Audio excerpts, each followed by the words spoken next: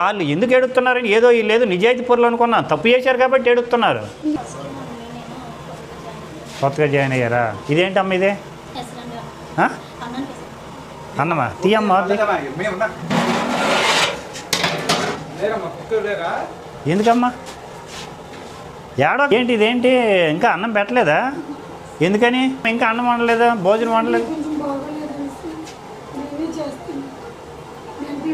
అవునమ్మా, నీకు బాగలేనప్పుడు ఈవిడికి డైరెక్షన్ ఇచ్చి ఈవిడ చేసి చేయించాలి కదమ్మా.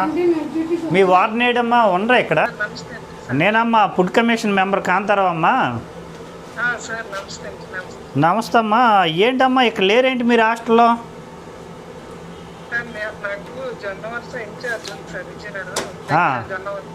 జొన్నవాల్స్ ఇన్ఛార్జి. ఇక్కడికి ఎప్పుడు వచ్చావమ్మా? నిన్న వచ్చావా?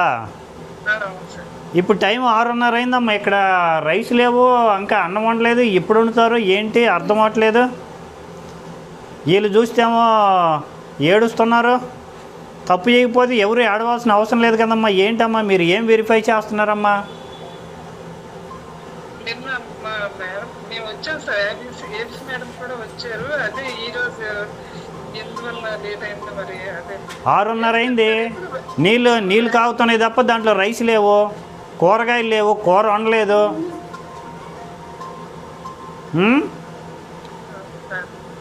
ఏంటమ్మా ఇలా చేస్తే ఎలాగా? లేదు సార్, ఎప్పుడు బాగానే చేస్తారు సార్. ఈరోజు ఎందుకు లేట్ అయిందో మరి. అంటే నేను వచ్చిన రోజే మీకు ప్రాబ్లమ్స్ వస్తున్నాయేంటి?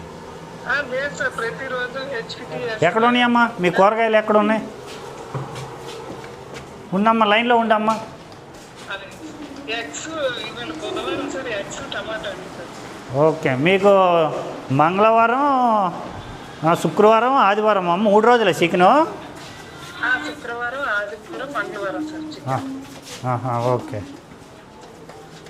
ఎక్కడమ్మా కూరగాయలు? రావటం ఏంటమ్మా?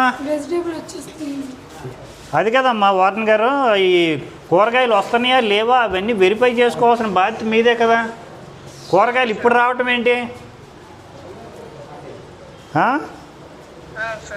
కూరగాయలు ఇప్పుడు రావటం ఏంటమ్మా?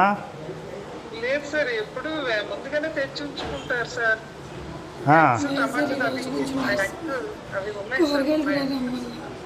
ఇప్పుడు రావటం ఏంటమ్మా? ఎప్పుడు వస్తాయి, ఎప్పుడు ఉంటారు ఏంటమ్మా మీరు? ఇంత నిర్లక్ష్యం అయితే ముందు రోజే తెచ్చుకుంటారు కదమ్మా కూరగాయలు.